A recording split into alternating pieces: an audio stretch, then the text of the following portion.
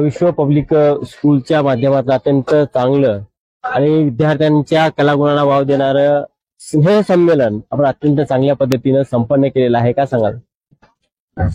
नमस्कार. विश्व पब्लिक स्कूलचं हे जवळपास 8वं वार्षिक स्नेह संमेलन आहे.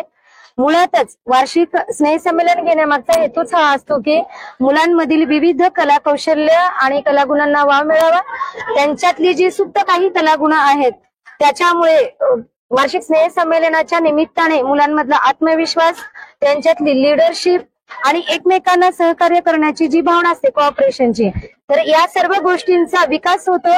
आणि या गोष्टींना धरूनच मुलांच्या आत्मविश्वास वाढी करता आणि त्यांच्यात नेमकी कोणती बुद्धिमत्ता लपलेली आहे, जी सप्तप्रज्ञा म्हणून आपण ओळखलं जातं, त्या बुद्धिमत्तेचा उपयोग करून मुलांना तसं स्टेज मिळवून देणं आणि त्याचा योग्य प्रकारे वापर करणं हा मुळात मुख्य हेतू होता आमचा.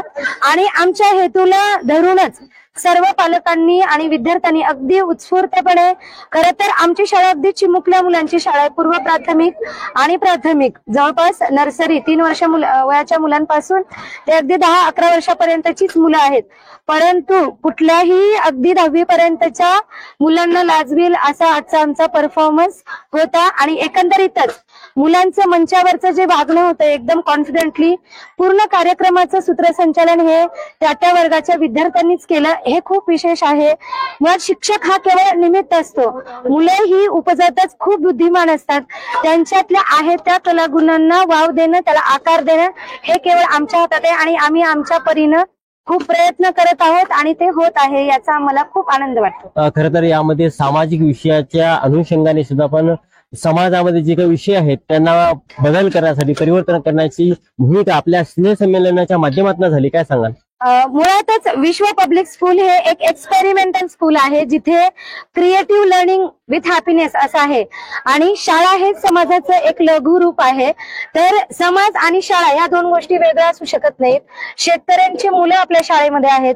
प्रत्येक मूल हे प्रत्येक घटकाशी जोडलेलं आहे. इथं मुली आहेत, म्हणजे महिलांवरचा विश्वास असेल, मुलीवरचे अत्याचार असेल, स्त्रीभ्रूण हत्या असतील, शेतकऱ्यांचं जीवन असेल, त्यांच्या समस्या असतील, आणि एकंदरीतच मैत्रीचं नातं असेल निखळ, आणि काही एक आनंददायी येण्यासाठी शिवाजी महाराजांचा इतिहास असेल, हिरकणींचा आदर्श असेल, या सगळ्या गोष्टींना इतिहास, समाज आणि त्या काळानुसारचे जे प्रश्न आहेत, तर ती सर्व शाळा हे एक असं माध्यम आहे प्रबोधी आणि सांस्कृतिक कार्यक्रमाच्या माध्यमातून, विशेषतः मोबाईल बद्दलचं जे व्यसन आज समाजामध्ये वाढत चाललेलं आहे, तर मला असं वाटतं की निव्वळ थिल्लरबाजी किंवा लावण्यांवरचे परफॉर्मन्सेस हे तर कुठेही पाहतो, अगदी गणपती डान्स असेल, मिरवणुका असतील, परंतु शाळा हे खूप चांगल्या पद्धतीचं आणि प्रभावी माध्यम आहे, ज्यातनं आपण ही बीजे आहेत, मुलं ही बीजे आहेत, जिथं आपण आता संस्कार केलेले भविष्यात एक चांगला नागरिक आणि एक जर चांगला समाज घडवायचा असेल तर आत्ताच आपण ते